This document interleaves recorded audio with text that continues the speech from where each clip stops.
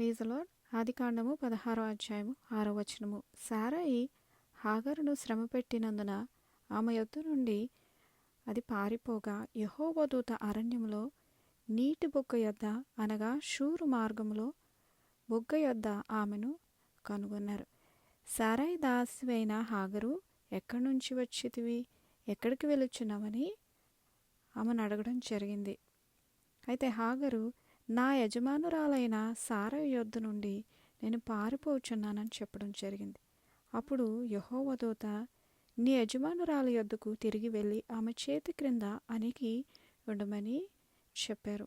మరియు యెహోవా దూత, నీ సంతానమును నిశ్చయముగా విస్తరింపచేసెదను, అది లెక్కింప వీలులేనంతగా విస్తారమవునని హాగరుతో చెప్పారు. మరియు యెహోవా దూత, ఇదిగో యెహోవా నీ మొరను విన్నారు, నీవు గర్భవతి అయి ఉన్నావు, నీవు కుమారుని కని అతనికి ఇష్మాయేలు అని పేరు పెట్టుదు.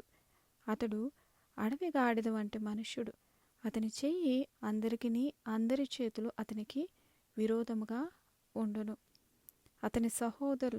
అతడు తన సహోదరులందరి ఎదుట నివసించునని హాగరుతో చెప్పారు. అప్పుడు హాగరు, చూచుచున్న దేవుడవు నీవే అని అను పేరు తనతో మాట్లాడిన యెహోవాకు పెట్టెను.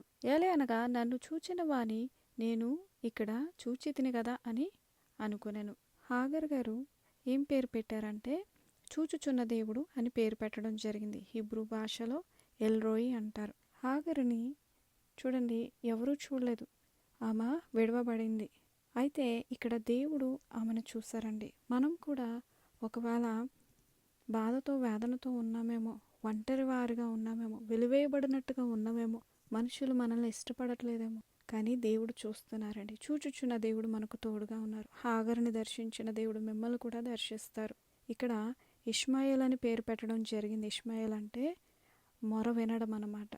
యెహోవా ఆమె మొర విన్నారు, ఆమె కన్నీటిని చూశారు. ఇదిను దేవుడు మన కన్నీటిని కూడా చూస్తున్నారు, మన కన్నీరు కూడా తుడిస్తారు.